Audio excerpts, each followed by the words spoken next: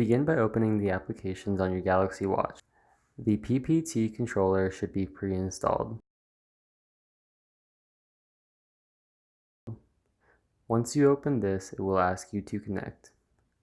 Once you press connect, the watch will give you a timer. Within this time, you should just go to your Windows 10, open up the Bluetooth settings, click connect new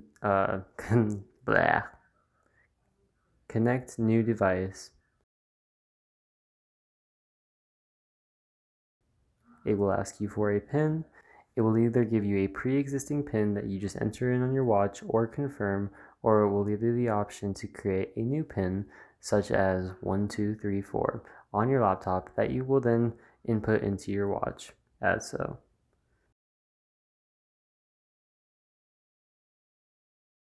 You can use the slideshow control for things like PowerPoint, and you can use the mouse pad to control your mouse.